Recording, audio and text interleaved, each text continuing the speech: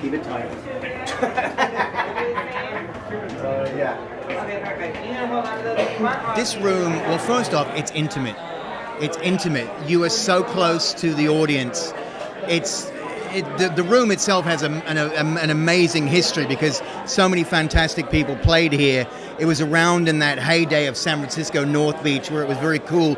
I mean, when you come downstairs, when you come down a staircase, you go, something interesting is going to happen down here. So it's got that sort of mood and vibe to it. But as a comic, when you think Woody Allen played here, Lenny Bruce, I'm told played here, Mort Sahl, there's a great foundation in history. And as a comic, now you come down here, the room is tiny. Everybody now is building gigantic airplane hangars to perform in. When you get to sit, you're that close to the audience, whether they like it or not, and you can just really connect to them. And I remember when we did our shows down here, I told Robin Williams about it before we started. I ran into him at a show in town. I said, we're going to be doing shows at the Onion. And his eyes lit up because the history to him, here's this major superstar. And to him, he went, oh, that's fantastic. And he came down a few months later. He just sat in the back because he just wanted to watch. He didn't want to go up. He just wanted to let us do it. And it was such an amazing night that he comes up to me and he goes, can I just do a couple of minutes? Like it just grabbed him. And he came up to me and he said, this is the best room in town. And it is. It's just, as a performer, and you want to connect to an audience, they're right there. And it's just, there's no feeling like it. My parents own the Purple Onion, and my Uncle Keith Rockwell also helped start the Purple Onion. And I used to come down the first Saturday of every month. My father, Bud Steinhoff, would hold auditions here. And I have a twin sister, and we would come down and sit in the back and watch the auditions. And he would mentor different acts and tell them what they needed to do. He turned Phyllis Diller away multiple times before he ever brought her in. He helped the Kingston Trio, Jim Neighbors. It's great. Seat in the room last night, putting the old girl out in style. How's the energy feel? Feels good. It feels good. We got a lot of young people here. We got people that worked in the club in the '60s. We've got a lot of great comics. It's going to be a great night. It's really sad to see this place go. It's the end of another era. I've been here for the end of many eras. I've been here for the end of Allen's Alley and the Holy City Zoo and a bunch of clubs. But to lose this one is going to be tough.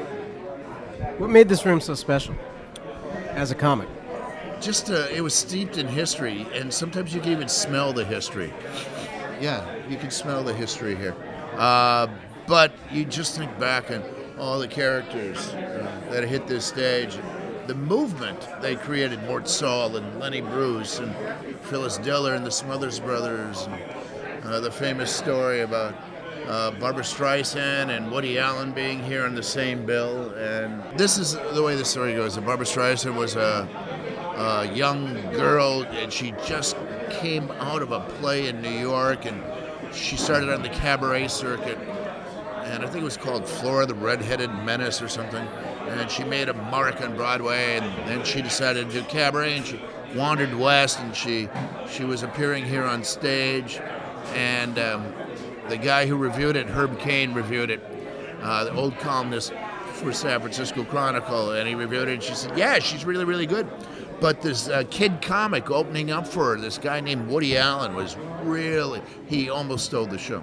So you think about that bill, Woody Allen and Barbra Streisand on the same show in a room that seats maybe 100 tops. So my name is Jim. I'm going to host you through the entire night here. And I used to live in San Francisco, but we came to an arrangement and we realized I couldn't afford to live here anymore. And I took myself down to Los Angeles. But yeah, I know. But I'm one of the few people who moved there that didn't become famous or thin. So yes, I'm keeping it real. I love being back because people care. You walk down the street, there's always some young person with a clipboard that wants your time and your money. People care. They really. That's what I forgot about people in San Francisco. They care about everything. And I've lived in LA for a couple of years now, and I only care about myself. I adapted very well. You know, I think San Francisco audiences and San Francisco comics, there was always that thing of they were a little bit more cerebral, a little bit more surreal. There was more stream of consciousness. And audiences would go on a ride with you. You'd take them. You know, some audience want to go on the straight path, and San Francisco audiences don't mind going off road a little bit and coming back. I think there's a real creative spirit and feeling amongst performers and audiences out here that they feel like, oh, this is something special, so we'll go along with it. I'm going to show you the difference between Protestant and Catholic music. Okay? It's much more simple than you think, right? Now, the thing with Protestants, i.e. Baptists, Methodists, what have you, is that they work in major chords, okay? So major chords. This is the day that the Lord hath made. I will rejoice and be glad in it. Praise his name, right? Catholics, on the other hand, work in minor chords, thusly. Drink the blood of the Lamb. There's nothing like this one. This is the Queen. It's the Queen of a different era. Thank you. Thank you very much, everybody. Thank you very much. It's wonderful to be here. The last night of this famous place, it said I'm going to give the last rites. You know, this is a building. And the fact is, this building is going to be here a lot longer than all of us. You know, life is just a matter of time. Time is just man's way of measuring decay. From dust we came, to dust we will return. I don't know what that means to you. To me, it means these must be the middle years. It's a sad night, but it's also a fun night to know that we're closing out the very final show here, you know, as comics, you know. Why is this room so great? Why is everybody so enamored with the Purple Onion? Well, if you look behind us, there's a wall with all the comics that have performed here, like Woody Allen, Lenny Bruce, the Smothers Brothers. This was their house, you know, Bill Cosby. I mean, it's just storied names that have made this place. And to be part of that, you know, Zack Galifianakis, who made a resurgence here and brought the name back out, you know.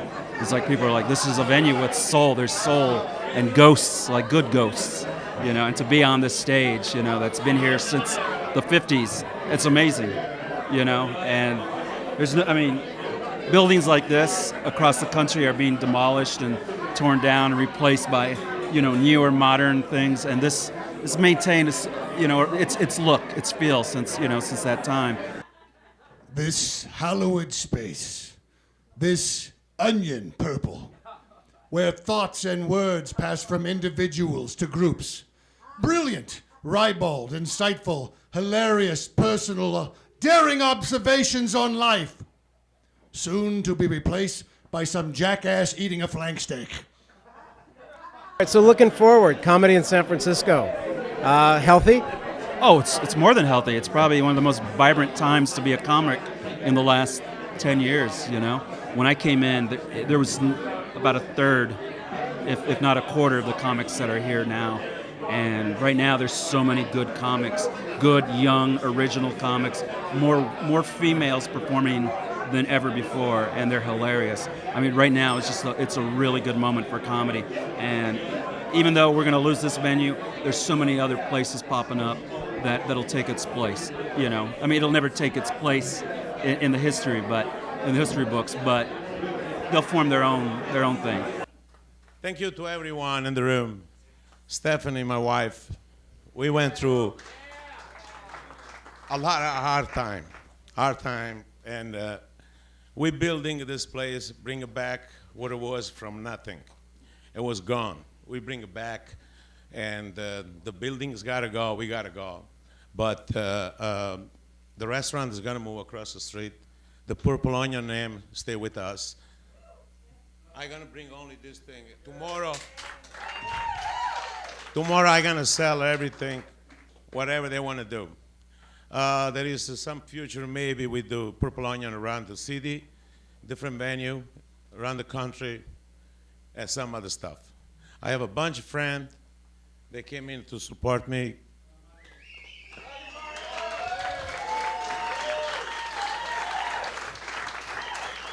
It was time when I fell down because the economy, they put me up. They did. No question asked. And all the staff who work with me, they are all family. We treat like a family, everyone. All of them. And I want to say thank you to all of you to be here. And give a grand applause for you. Beautiful. Thank you. Right, so you have 25 comics on the bill tonight. How are you going to pull that off without serving breakfast? We will. We have a clock. We have a whip. We have a hook. I think people will behave themselves. This isn't the kind of room where people go up and go, I'm going to do what I want to do because I'm going to keep going. Hopefully everybody will be good. I say that before the show started. Ask me afterwards, and I'll tell you who. I'll show you on the list who went long. It is sad to see this go. I mean, you don't know this because you probably live here, but this is not how this. You don't play. You know, you go on the road. It's horrifying. You go out. You know, Oklahoma, Coeur d'Alene, Idaho, Missoula, Montana, Yakima, Fargo. Every night, some shithole. There's nothing like. There's like you're not. For God help you. You're in every night's a country western, lead poison, inbred, toothless, fish fighter, low information voter, Klan rally, Tea Party, used Harley parts, swap meet, Sarah Palin book signing kind of environment, right? The audience hates you on account of you reading shit. It's horrifying, right?